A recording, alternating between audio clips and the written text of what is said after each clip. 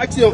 En tout cas, chers amis de la presse, 48 heures après le dépôt de la lettre par notre avocat conseil au chef de Télé 50, Jean-Marie Kassamba, aucune réponse satisfaisante à nos demandes, à nos desiderata. Mais nous lisons dans les colonnes des journaux, en ligne, sur Internet, que nous serions manipulés. Chers amis, à notre âge, avec notre expérience, on peut être manipulé? Non! On commence à dire que derrière nous, il y aurait la main de Moïse Katumbi. Où est Moïse Katumbi ici? Jamais. Nulle part.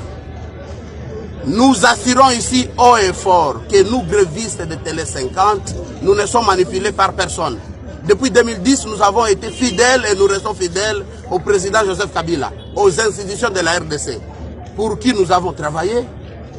Humblement, on s'est engagé corps et âme pour défendre les intérêts de la RDC.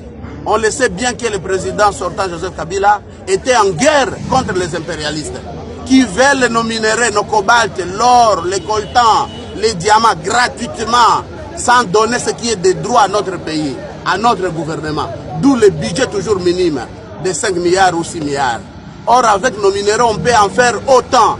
Ces multinationales, ces colonialistes veulent notre eau de Ubangi Chari, du fleuve Congo, gratuitement vers l'Afrique du Nord, menacée par le désert. Mais nous avons des droits. C'est nous qui protégeons le monde entier avec la grande forêt en Afrique. Mais nous avons des droits à la taxe sur ça. Ils nous doivent beaucoup.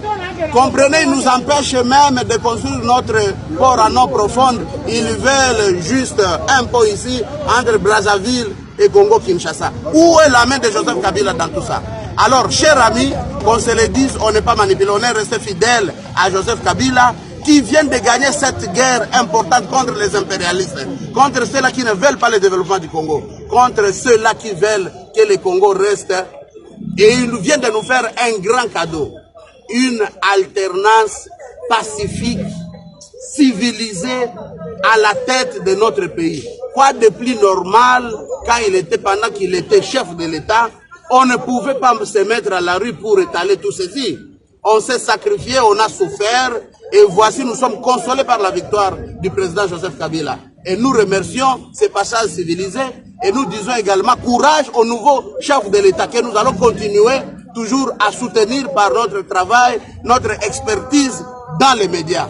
Donc, on n'a trahi personne, nous restons fidèles, et on va travailler pour le bien des institutions de notre pays. Il n'y a aucune manipulation dans ce que nous faisons. C'est des Congolais cadres responsables de cette télévision, Télé 50, qui revendiquent leurs droits. Juste qu'ils soient payés leurs 14 mois d'arriérés, qui 13 mois, qui 11 mois, et c'est tout, même 9 mois.